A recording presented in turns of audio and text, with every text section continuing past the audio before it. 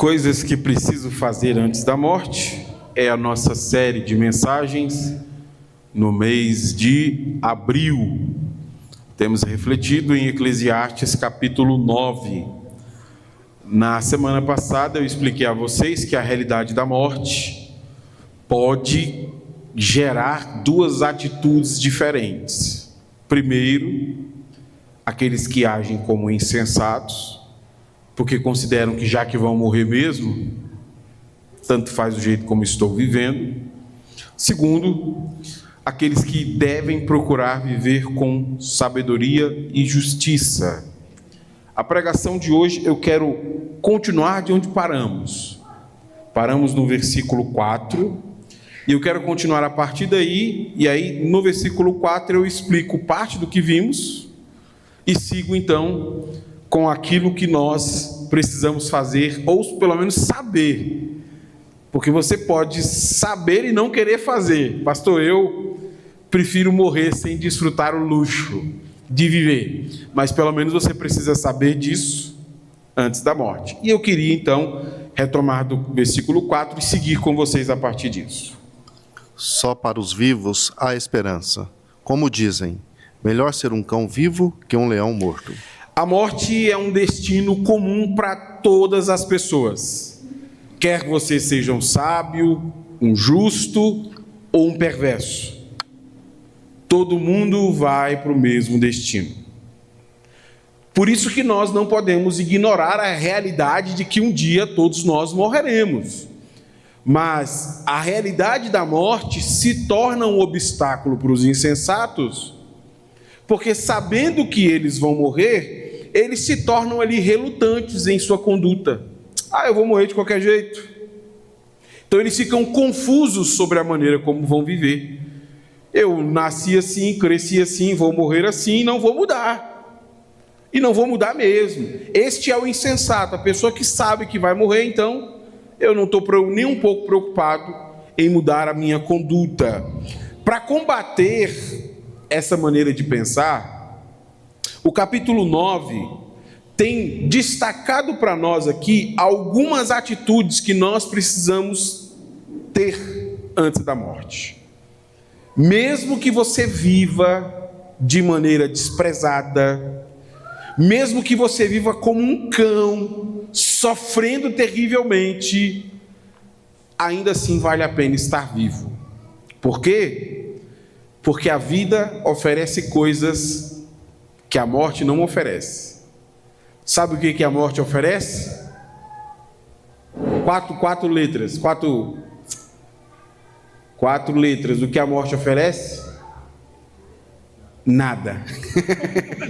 Nada. A morte não oferece nada. E o que a vida oferece? Muitas oportunidades. Depois que a pessoa morre, não há absolutamente nada que possa se fazer por ela. Na morte você perde todos os seus problemas. Mas na morte você também perde tudo que você tem, inclusive as suas alegrias. Você não perde só coisas ruins. A morte também tira de nós coisas boas. E o autor de Eclesiastes, sabendo da dura realidade da vida, começa a considerar então que os vivos, eles estão numa condição muito melhor do que os mortos. Você sabia disso? Você sabia que você está numa condição muito melhor do que aquelas pessoas que já morreram? Deixa eu citar aqui um exemplo. Pensa aí, por gentileza, num nome de uma pessoa muito famosa que você conhece, mas que já morreu. Pensa aí na sua cabeça, pessoa mais famosa que você conhece que já morreu. Veja, uma pessoa dessa, essa que você pensou, ela tem assim uma importância social, por alguma coisa que escreveu, por alguma coisa que fez, por alguma coisa que falou. Mesmo que esta pessoa tenha alguma importância e você não tenha importância nenhuma, seja como um cão, ninguém nem sabe o seu nome, ainda assim você está melhor do que aquele grande famoso que está morto. Sabe por quê? Porque para os mortos não há mais esperança. Ele não pode mais dizer uma palavra, ele não pode fazer mais nada, a sua obra completou-se.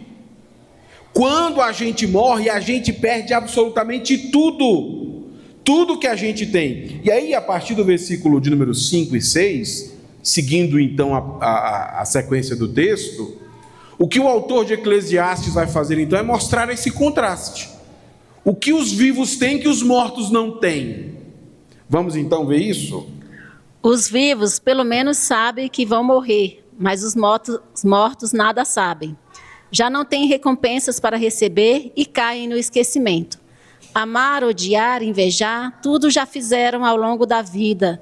Passou há muito tempo.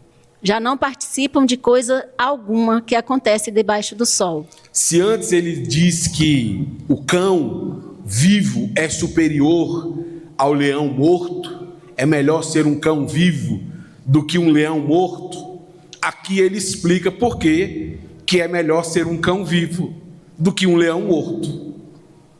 Os vivos podem se apegar à segurança de que estão vivos, de que eles podem desfrutar de muitas experiências, eles podem desfrutar de sentimentos, os vivos podem desfrutar situações, os momentos mais diferentes estão reservados para a sua vida, enquanto que os mortos não podem desfrutar de absolutamente nada.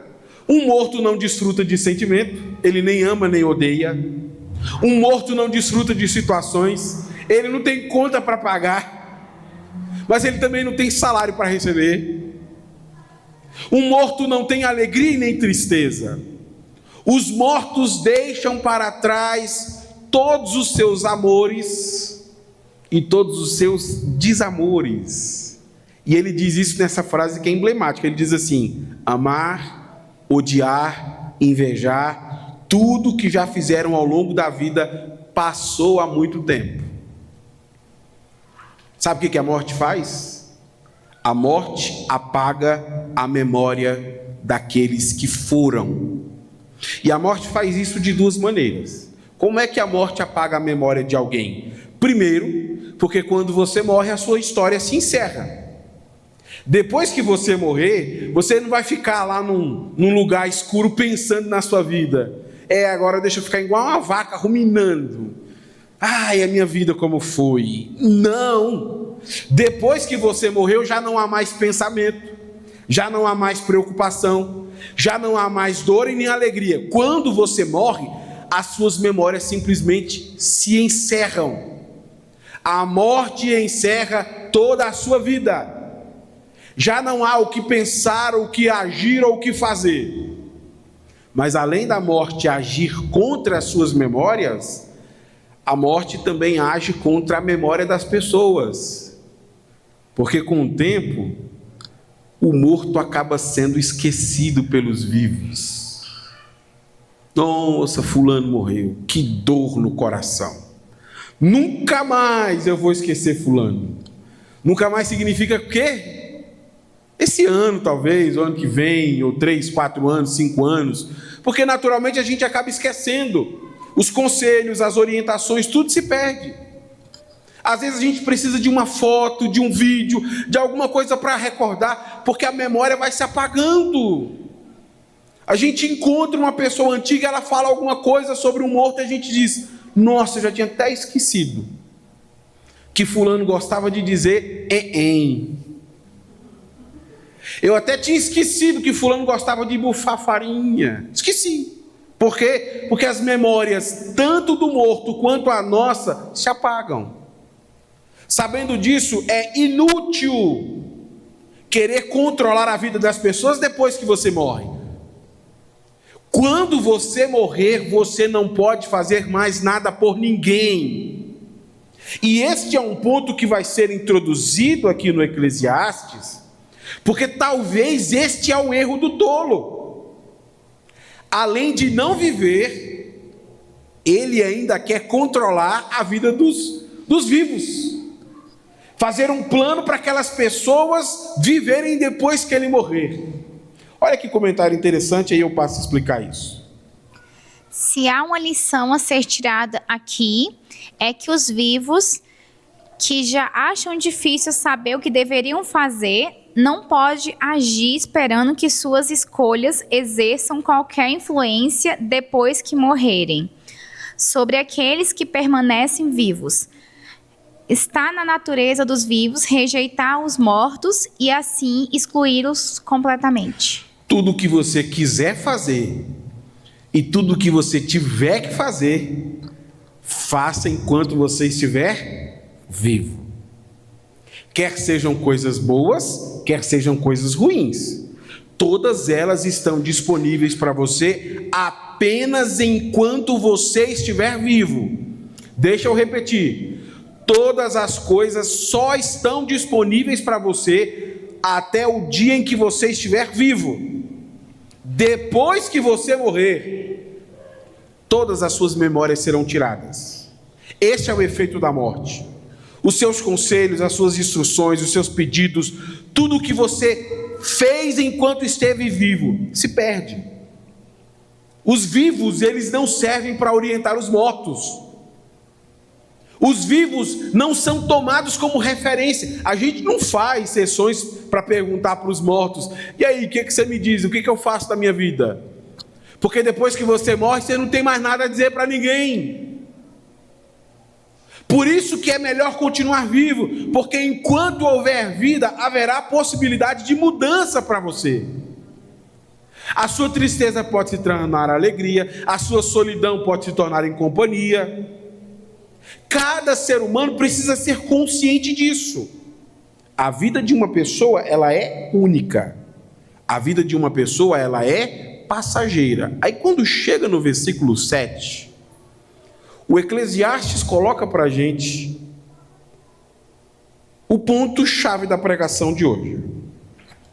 O próprio Senhor quer que você viva desta maneira, com a consciência sobre a brevidade da sua vida e a maneira adequada como você deve viver.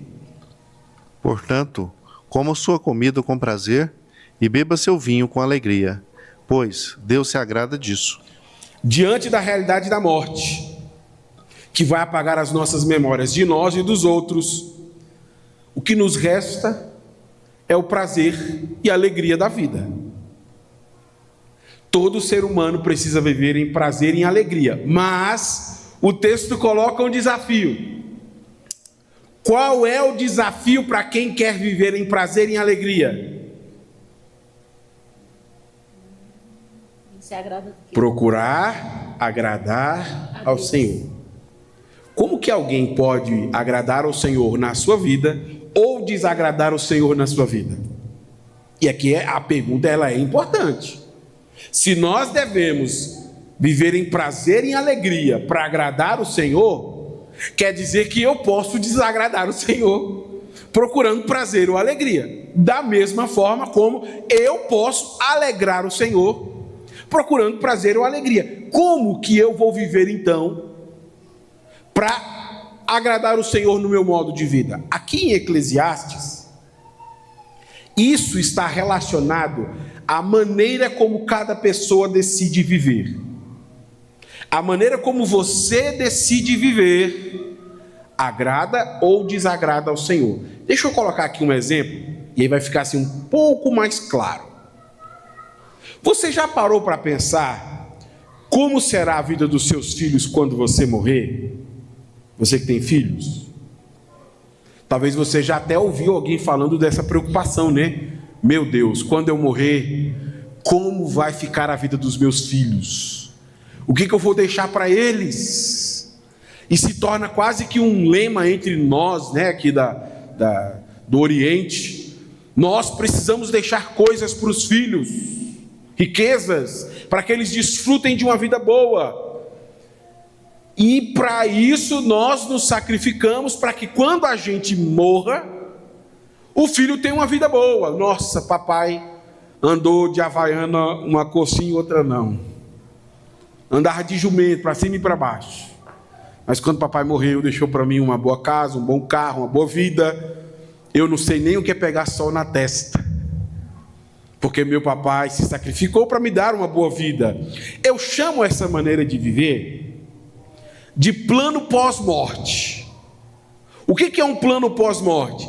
É o que eu espero que aconteça quando eu morrer. E neste caso, o meu plano pós-morte é que os meus filhos tenham uma vida melhor do que a minha. Ah, eu sei o que é andar a pé. Eu sei o que é passar dificuldade financeira. Então eu vou me sacrificar para quando eu morrer, eles terem uma boa vida. Mas o que é que nós nos esquecemos quando nós fazemos os nossos planos pós-morte? Nós nos esquecemos das nossas próprias limitações. Sabia que você é limitado? Quer ver a maior prova das suas limitações? Um dia você vai morrer. Você sequer tem controle sobre a continuidade da sua vida. Você sequer pode dizer à morte: vai embora que eu tenho planos para executar. Se a morte bateu na porta, tchau, tchau. Ou seja, nós temos planos pós-morte, mas nós nos esquecemos de nossas próprias limitações. E aí nós passamos a achar que nós, que não controlamos todas as circunstâncias e todas as situações de nossas vidas, conseguiremos controlar as situações e a vida das pessoas quando nós morrermos. Você não conseguiu fazer isso enquanto estava vivo? Você acha mesmo que quando você morrer, as coisas vão acontecer? Não vão. Suas preocupações, seu cuidado, tudo se perde quando você morre. Tudo se perde. E este é o problema. Imagine comigo essa situação.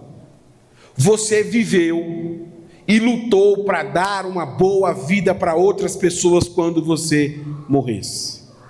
Mas para isso, você deixou de aproveitar a vida. Você deixou de viajar. Você deixou de comer. Você deixou de trocar de roupa. Você deixou de usar perfumes. Economizou tudo para dar uma boa vida aos outros.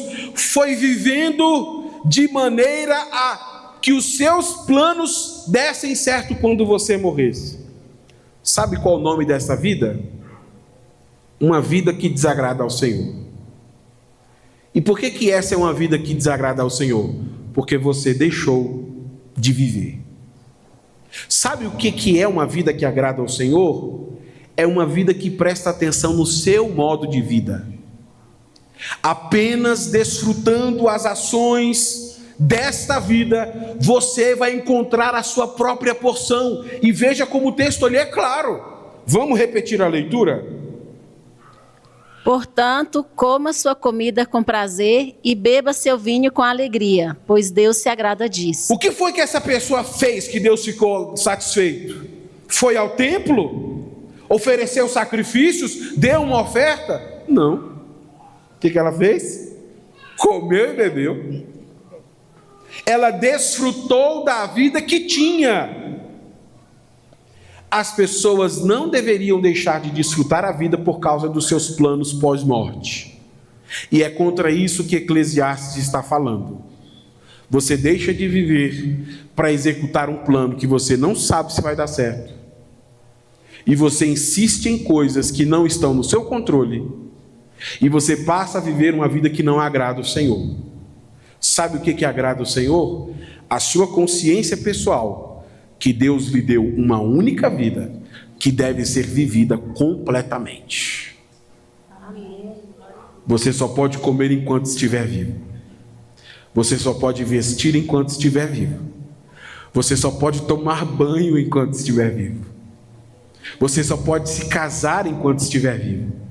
Você só pode ter filhos enquanto estiver vivo.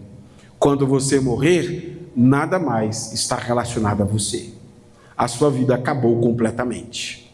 E aí, ao invés de desfrutarmos a vida que o Senhor nos deu, todas as boas coisas que o Senhor tem nos dado, nós pensamos a vida dos outros que não está sobre o nosso controle. Não, eu não vou não, eu vou sofrer o máximo que eu puder, para que os meus filhos tenham uma vida boa. Você não tem ideia da bobagem que você está fazendo. Você não tem controle sequer sobre a sua vida. Você acha que vai conseguir controlar a vida dos seus filhos? Quando você morrer, você não estará aqui para controlar mais nada, nada. Eles podem se tornar perversos, eles podem se tornar tolos, eles podem envergonhar o nome da sua família, eles podem fazer o que quiser porque a vida é deles. E eles também só têm uma vida. Aí nós passamos a nossa vida em função de resultados que nós não colhemos. Uma cama que nós não dormimos. Um cartão que nós não usamos. Um carro que nós não desfrutamos. Por isso que o texto diz que isso que agrada ao Senhor. Essa consciência que Deus te deu essa vida. A vida que você tem é a vida que Deus te deu. Então viva regozijando no Senhor a vida que Ele te deu. É isso que agrada ao Senhor. Quando eu era adolescente, tinha um líder de adolescente que contava histórias engraçadas para poder fazer as suas aplicações aos adolescentes. Ele contava essa história que eu achava engraçada, ele repetia elas. E eu me lembrei dela. A história é assim: tinha um irmão que foi para um trabalho missionário. Aí lá no meio da selva ele se perdeu, ficou perdido lá no meio da selva. E encontrou uma onça lá no meio da selva. E nessas histórias fictícias dá para acontecer tudo, né? E nessa história a onça falava. Como? Não sei, mas ela falava. E o irmão ficou com medo, porque a onça ia comer ele. Ele falou: não me come não, que eu sou crente. Eu vim aqui fazer uma obra missionária. Tá, mas você é a resposta das minhas orações, a onça respondeu para ele. Não, então vamos pelo menos orar para ver o que Deus responde. Aí, tá bom, vamos orar e depois eu vou comer você. E tá lá ele orando: Senhor, manda provisão, fecha a boca do leão. Intercedeu. Quando ele terminou de orar ali, esperando ter comovido a onça, e agora? Ele falou: não, agora eu vou comer. Porque a resposta da minha oração Deus já mandou, a sua ele ainda não mandou. E comeu a pessoa. É isso que nós precisamos descobrir sobre a vida, gente. É uma vida só. É uma vida só. E você tem que desfrutar a sua vida enquanto você estiver vivo. A vida que Deus te deu é essa que você tem aí. Enquanto você vai vivendo, você vai glorificando o Senhor nas coisas que Ele faz. Deus te deu a oportunidade de escolher um trabalho. Deus te deu a oportunidade de escolher alguém para casar. Deus te deu a oportunidade de ter quantos filhos você quiser. Deus te deu a oportunidade de comer aquilo que você quiser comer. Deus te deu a oportunidade de fazer quantas festas você quiser no ano. Mas ao invés de desfrutar tudo que o Senhor lhe deu, o que é que você faz? Você abre mão desses prazeres para garantir uma coisa que você não sabe que vai acontecer. É contra isso que Eclesiastes está falando. A nossa loucura de achar que nós temos controle sobre as pessoas depois que a gente morre. A gente não tem. Você não sabe o que vai acontecer quando você morrer. Sabendo disso, eu queria fazer aqui algumas aplicações. Primeira aplicação: a esperança deve reavivar sua vontade de viver.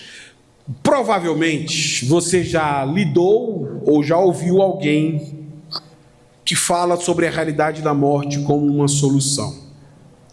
O sobrinho da minha esposa, Alcimar, estava internado, estado de saúde crítico, e alguém lá dentro do hospital fez o seguinte comentário. Uma senhora que estava lá: quando uma pessoa está sofrendo assim demais, é melhor morrer do que continuar vivo.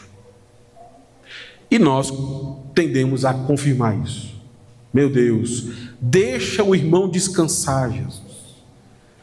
O que nós estamos pedindo? Substitui. Coitadinho, está sofrendo, Jesus. Ninguém aguenta tanto sofrimento. Nós estamos lá, vimos tanto sofrimento. Não, Jesus, leva embora. Dá descanso. E aí nós passamos a olhar a morte como sendo a solução para a vida ruim ou para os nossos sofrimentos. E nos esquecemos que a vida oferece coisas que a morte não oferece.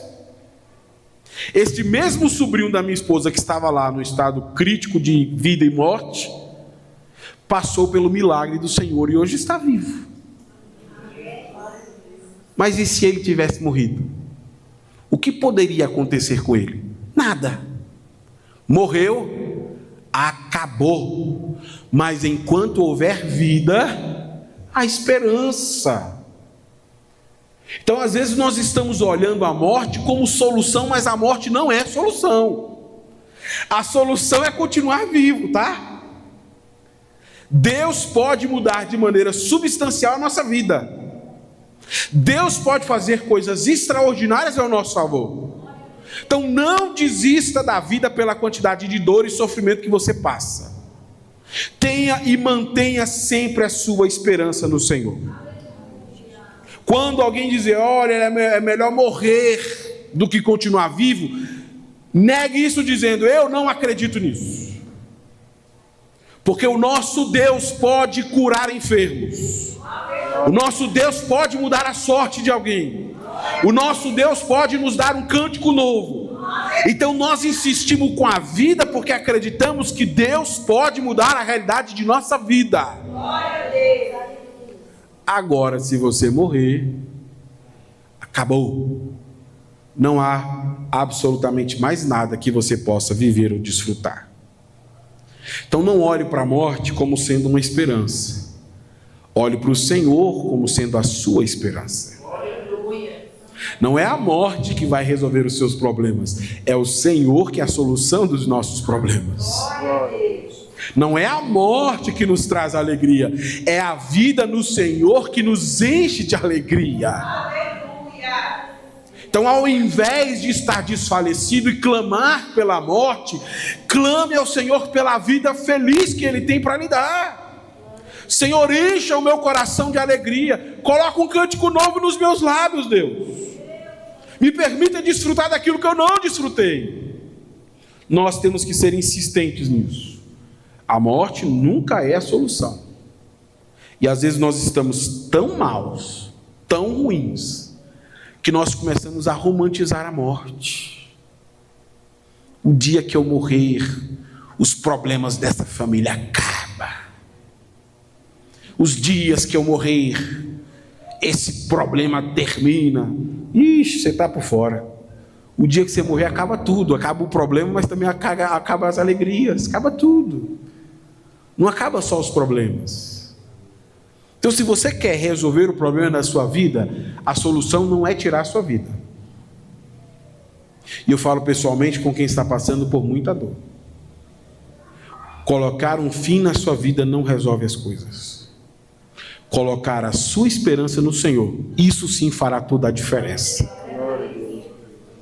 Eu contei para vocês o exemplo do sobrinho de minha esposa que estava no estado crítico na UTI. Hoje a família canta uma música de alegria, porque o Senhor o tirou daquele lugar. Irmãos, e nós temos que ter esse tipo de esperança, gente. A nossa vida não pode ser tão pessimista a esse ponto. As alegrias que você procura, você só vai desfrutar se estiver vivo. Os milagres que você procura, você só vai desfrutar se estiver vivo. Então, desfrute disso. Segunda aplicação. Leões mortos não comem pudim. Dá para repetir, irmão Marcos? Leões mortos não comem pudim. Nessa aplicação eu estou usando aí uma linguagem simbólica, né? Por mais importante que uma pessoa seja, depois que ela morre, é impossível ela desfrutar de alguma coisa na vida.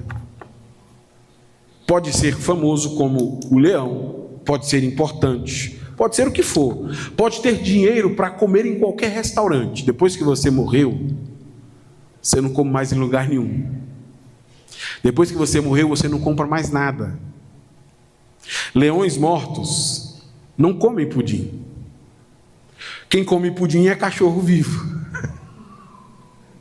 Isso é importante para nós, porque às vezes nós romantizamos a morte, de maneira que a morte tem alguma coisa para nos oferecer.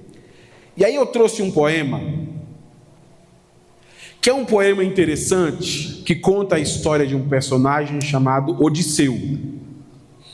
Um livro muito conhecido de Homero, onde ele fala sobre a Odisseia de Odisseu, ou seja, as viagens e aventuras que ele viveu. Um dia Odisseu encontra alguém que está morto, que era um homem muito importante, de muita reputação, muito conhecido, e que por causa disso, depois de morrer, ele se tornou Senhor dos Mortos. Então, nessa mitologia deste poema de Odisseu, ele está lá conversando com este homem importante que morreu, tentando consolar ele. Nossa, veja, você tinha uma vida importante, mas você pelo menos se tornou Senhor dos Mortos quando morreu.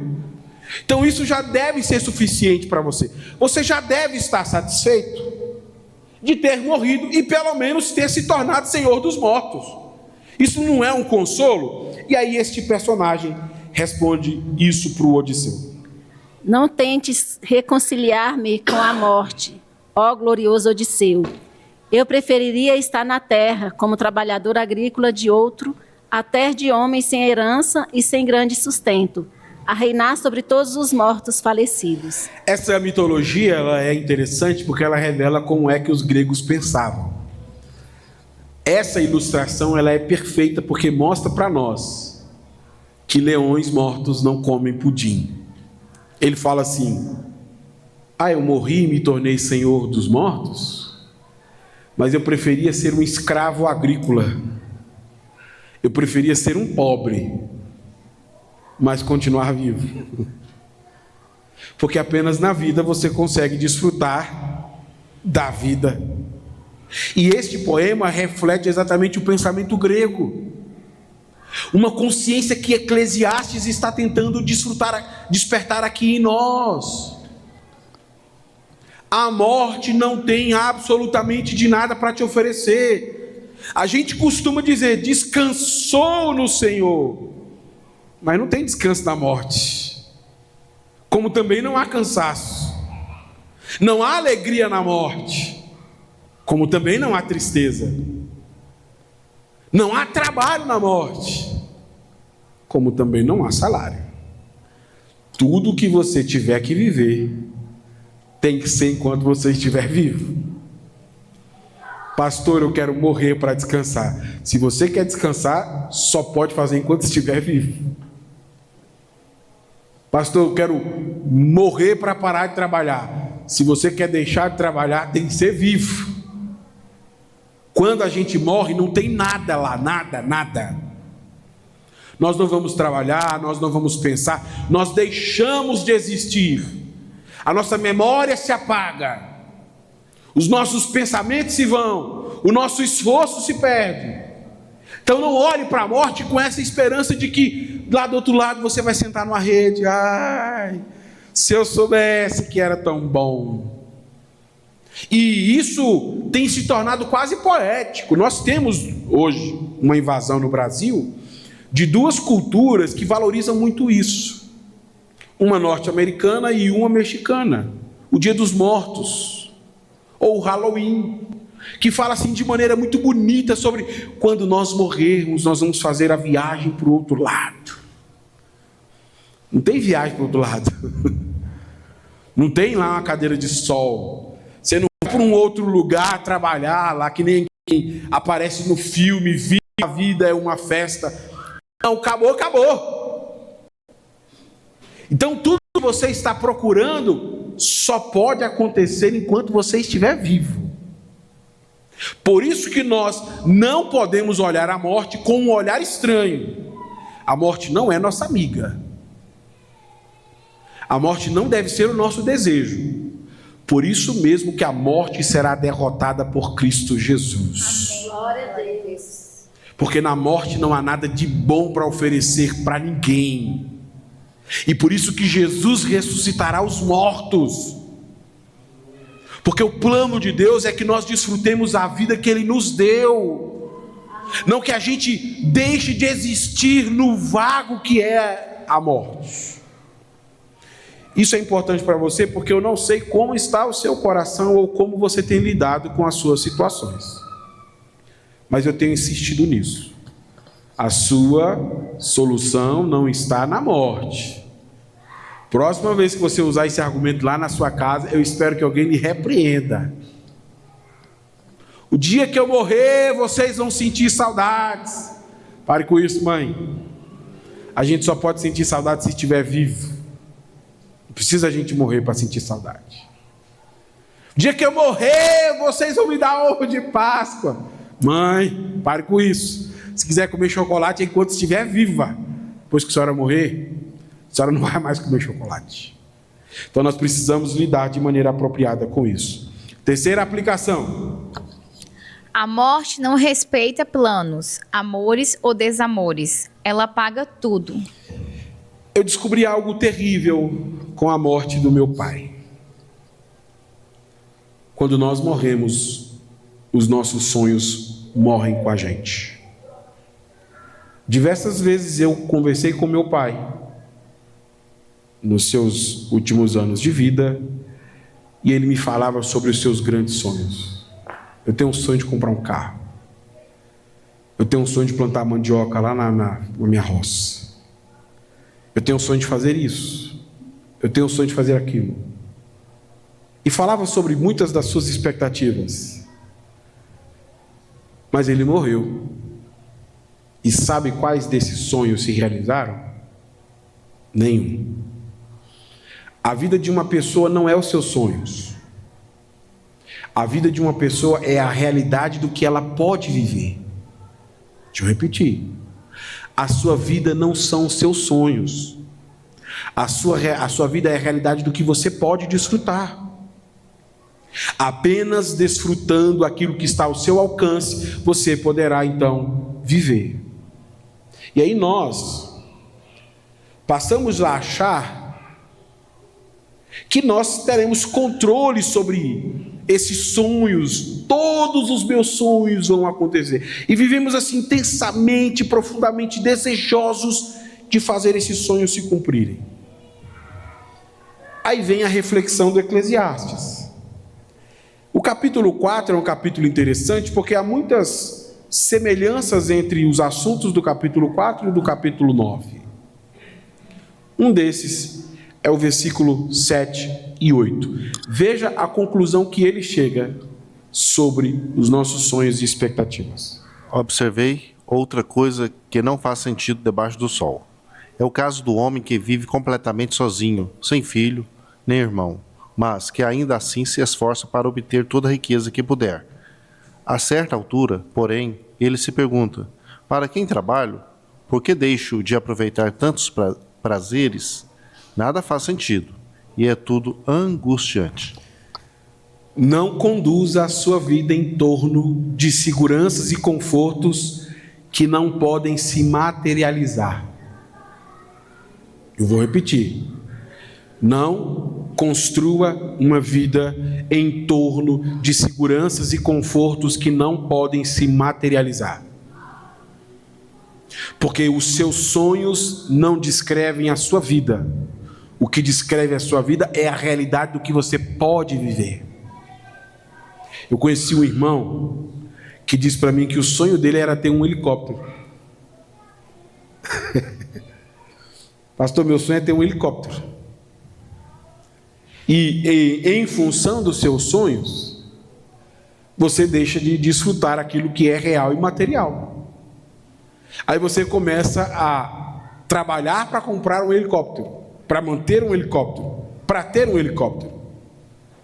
E aí, por causa dessas suas idealizações, você deixa de viver e de desfrutar a vida. Não, eu não posso sair para lanchar, eu não posso viajar com a família, eu não posso usar perfume, eu não posso trocar de roupa, porque eu tenho um sonho. E nós temos um mercado que vende sonhos, o mercado de consumo. Eles estão aí empurrando em você a ideia que você pode ter tudo que você quer. Não, eu preciso dessas seguranças. E nós começamos a ter uma sociedade que constrói para si seguranças e pilares que sem elas não é possível viver.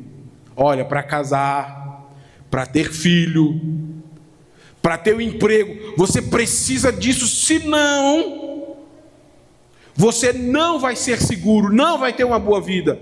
Sabe o que é que você precisa para casar, para ter filho e para ter emprego? Estar vivo. Se você não estiver vivo, você não tem como casar. Se você não estiver vivo, você não tem como ter filho. Se você não estiver vivo, você não tem como trabalhar. Mas nós estamos olhando para outras seguranças, achando que sem essas seguranças a nossa vida não se torna possível. E aí nós nos tornamos adultos angustiados com a vida, porque a gente começa a viver a sede do consumo. Se eu não trocar o celular, se eu não trocar o carro, se eu não comprar uma casa, se eu não tiver isso, se eu não tiver aquilo, eu vou ser a pessoa mais frustrada do mundo. Você já parou para pensar como nós sentimos vergonha?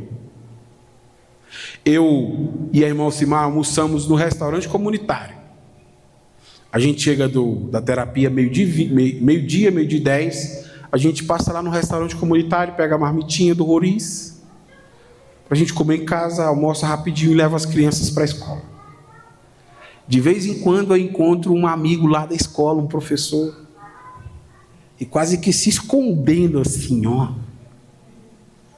Que vergonha me ver comendo no restaurante comunitário. Vai ser vergonhoso para mim. Por quê? Porque nós idealizamos uma vida que é vergonhoso em certos lugares. Pastor, eu não imagino você ir comer no restaurante comunitário. Vá lá amanhã que você vai me ver lá. 12:00 em ponto. Eu, irmão Simal, Kaique e Joana estamos pegando a nossa geladinha para comer em casa. Pastor, você não sente vergonha? Irmão, eu só posso comer se eu estiver vivo. O dia que eu morrer, eu nunca mais vou comer no restaurante comunitário. Aí a gente deixa de comer, deixa de desfrutar a vida por causa de coisas que a gente inventa. Eu prefiro em casa comer o meu pão com mortandela. Lá eu estou comendo comida de nutricionista. Fique lá com seu pão com mortadela. Eu só posso desfrutar a vida que Deus me deu. Vou ficar reclamando? Tem vergonha nenhuma nisso. E é isso que Eclesiastes está nos dizendo. Leão morto não come pudim. Sabe quem é que come pudim? Cachorro vivo. Se você quiser desfrutar, desfrute em vida. Não coloque coisas que não refletem a sua vida real. A sua vida pode ser sofrível, terrível, cansativa. Os seus planos podem ser os mais enfadonhos, uma vida pequena.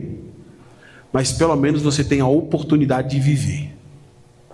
Sabe quem é que não pode viver mais nada? Quem já morreu. E aí a gente deixa de viver de maneira que agrada o Senhor. Por quê? Porque a gente fica criando idealizações que não fazem sentido. Ao invés de desfrutar o que nós temos, nós imaginamos o que nós não temos. Pastor, por que Deus não me deu isso ou aquilo? Irmão, desfrute o que você tem aqui na sua vida agora. Agora. Desfrute aí a vida que você tem hoje. E quando nós começamos a criar essas idealizações, o texto diz assim: nada faz sentido, é tudo angustiante. Um jovem que acordou e disse: vou criar um grande negócio, fazer uma grande empresa, trabalhava 365 dias. Um dia ele parou e disse: o que eu estou fazendo na minha vida? Não tem tempo para casar, não tem menino para criar. Isso aqui está angustiante demais. Eu estou parecendo galinhas vivendo para abate, comendo 24 horas e me preparando para a morte. Que vida angustiante é essa? E a sua vida pode estar assim. Você colocou sonhos que colocam uma carga pesada sobre você e sua família, e vocês deixam de desfrutar coisas boas. Tem tanta coisa boa para desfrutar. E aqui eu falo agora como pastor de vocês. Há um bom número de famílias que sofrem por causa disso. Famílias que não conseguem desfrutar o que elas possuem hoje. Pastor, o meu coração está terrivelmente triste. Páscoa. Eu não tive sequer dinheiro para comprar um ovo de Páscoa de 1 quilo para os meus filhos. Então vai lá e compra um batom de 1,50 e dá para esses meninos chupar esse batom feliz.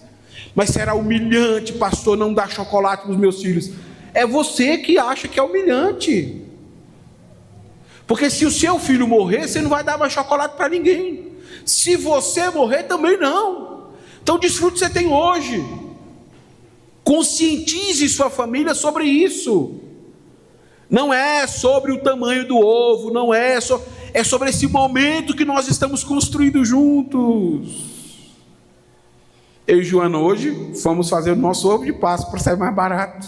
O chocolate está caro. Compramos a forma, compramos o chocolate. Peguei as instruções com minha mãe, que sabe tudo. Fizemos o chocolate, na hora que fomos desenformar, o chocolate quebrou. E eu e ela começamos a rir. E gastamos 2 horas e o ovo não ficou pronto até agora. Mas estamos muito mais do que satisfeitos. Porque o ovo não está pronto, mas nós desfrutamos a companhia um do outro. É isso. Amém. Agora eu poderia estar aqui extremamente decepcionado. Minha vida é horrível. Eu não tenho sequer dinheiro para dar um cacau show para minha filha. Que nada, eu comprei um chocolate em promoção. A bandejinha também. Porque o que constrói a vida boa não é isso. É entender que é o que Deus me deu e que eu tenho. Deixa eu desfrutar o que eu tenho. Falando nisso, hoje lá no restaurante comunitário ganhamos bombom, viu? Olha que bênção de Deus. Todo mundo pegou a marmitinha, olha o bombonzinho, olha. Rapaz, e você comendo mortandela lá com vergonha. Eu estou comendo bombom. Você precisa dar uma baixada na sua bola e considerar aquilo que é importante. As alegrias que você tem para desfrutar, você só vai desfrutar se estiver vivo. Você pode deixar muita coisa para os seus filhos e morrer. E os seus filhos podem ser as pessoas mais infelizes, porque você não tem controle disso. A alegria que você está procurando, você só vai desfrutar vivo. 4ª aplicação. Ninguém cuida das coisas melhor que o Senhor. Por isso, confia nele para quando você estiver ausente. Um dia minha esposa fez uma pergunta que eu acho que talvez você já tenha se feito. O que será dos nossos filhos se nós morrêssemos? Agora. O que será do Kaique? O que será da Joana? A minha resposta para ela foi: Alcimar, nem eu e nem você consegue cuidar deles tão bem quanto o Senhor. Se eu e você morrermos hoje, o Senhor continuará cuidando dos nossos filhos. Isso aqui precisa estar claro para nós. Os nossos corações precisam ficar tranquilos, porque a realidade da morte é inevitável. Você está preparando a sua família para a realidade da morte? Irmãos, este é um trabalho difícil de fazer, mas necessário. Dentro de todas as nossas casas, um dia nós teremos que lidar com a morte. Ou do pai, ou da mãe, ou nas fatalidades da vida dos filhos. E às vezes o cristão fica assim, desesperado. Ai, pastor, eu vou passar mal, vou desmaiar. Me segura, pastor. O senhor falou de minha mãe morrer? Não, tem que ser a mãe dos outros. A minha, não tem jeito. O que será de minha vida quando minha mãe morrer? Você vai continuar vivo. E você precisa aprender a confiar que Deus cuida melhor do que o pai, do que a mãe, do que qualquer pessoa. Isso precisa tranquilizar a sua família. A morte não é um presente. A morte só veio por causa do pecado. Mas mesmo quando nós não conseguimos mais estar presente, o nosso Deus estará presente cuidando da nossa família. Aleluia. Confie sua família ao Senhor. Diga isso lá dentro da sua casa, para os seus filhos, para o seu marido, para a sua esposa. Se nós morrermos, o cuidado do Senhor continua sobre nossa casa. Os nossos filhos continuarão contando com o favor do Senhor. A morte é o nosso fim, a morte é o meu fim, a morte é o seu fim. Mas um dia até a morte chegará ao fim dela. Mas até que a morte chegue ao seu fim, nós temos que administrar a dor e o sofrimento, gente. Administrar a dor e o sofrimento. Nós precisamos criar boa confiança dentro de casa. Porque pastoralmente é difícil lidar com isso. Se chega numa família que não estava pronta para a morte, meu irmão, é terrível. É terrível consolar pessoas que não se prepararam para a morte. A vida não é essa imaginação que você tem, não, irmãos. Nós temos que lidar com a realidade da morte a qualquer momento. E quando a gente passa a negar a realidade da morte, a gente não se prepara para ela. Pastor, como é que se prepara para a morte? Vivendo a vida que Deus te deu hoje. Hoje. Eu não sei se é o último dia, mas o que eu precisar desfrutar do cuidado do Senhor, eu vou desfrutar hoje. Hoje.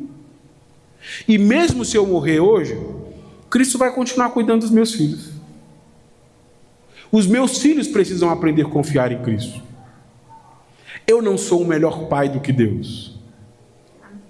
Você não tem melhores cuidados do que o Senhor, mãe. Então toda a família precisa descansar nessa realidade. Filho, vai chegar um dia que você vai chorar.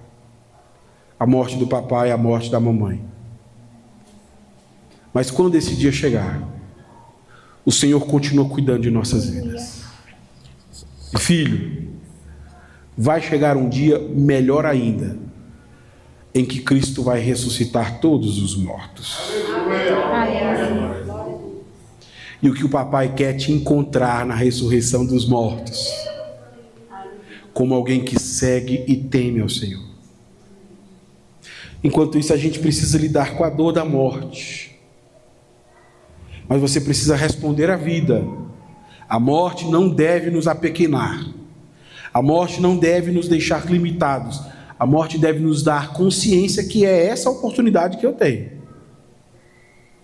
A oportunidade que você tem para viver é essa aí. Ai, pastor, em 2026 eu vou viver o melhor ano da minha vida. Não, o melhor ano da sua vida é agora que você está vivo.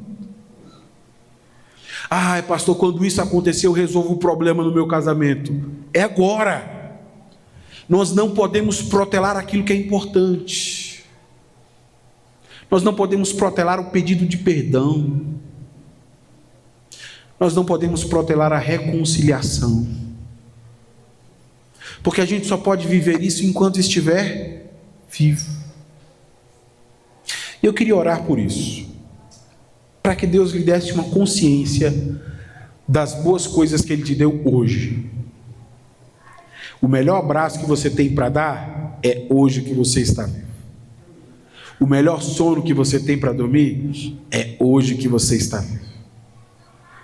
O melhor casamento que você tem para viver é hoje que você está vivo. Os melhores filhos que você pode ter é hoje que você está vivo. Não guie a sua vida por coisas que você não tem o controle. Deus já tem nos dado muitas boas dádivas. Desfrute as dádivas do Senhor hoje, enquanto você estiver vivo. Coloque-se de pé. O desafio que está posto para você aqui é refletir sobre como você tem deixado de viver por causa de expectativas irrealistas. O que você tem deixado passar de importante? O que você não tem priorizado aí, pensando numa vida pós-morte? Pastor, eu tenho um plano, depois que eu morrer, as coisas vão dar certo. Você não tem controle da sua vida. Então é agora que você tem que pensar na sua vida, agora, aí, onde você está hoje. Não coloque nada à frente que vá prejudicar a sua vida pessoal. Não coloque expectativas irrealistas. Peça ao Senhor para ajudar você a avaliar o seu coração. Que tipo de sofrimento você está passando porque criou expectativas erradas? Imaginou coisas que não tem nada a ver com você. E aí você começa a viver as expectativas dos outros, os planos dos outros, os sonhos dos outros, e a sua vida está acabando aqui. Você está triste. Você já parou para pensar nisso? Como às vezes nós somos ingratos. Você está vivo, casado, às vezes tem filho, tem um trabalho, e está lá na sua casa reclamando, dizendo: a minha vida é horrível, que péssima vida que eu tenho. Por quê? Porque simplesmente você está criando expectativas dos seus sonhos. Sabe qual é o melhor casamento que você vai conhecer? O seu. Sabe quais são os melhores filhos que você vai ter? Os seus. Sabe qual é o melhor trabalho que você vai trabalhar? É aquele que lhe cabe. Então deixa de idealizar uma vida que você não vai alcançar. E nessas coisas cotidianas o Senhor vai cuidando da gente. A gente vai se alegrando, vai desfrutando o amor e o cuidado dele. Coloque simbolicamente a mão no seu coração, porque eu quero orar por você. Ó Deus, eu reconheço que nós temos muitas expectativas irrealistas.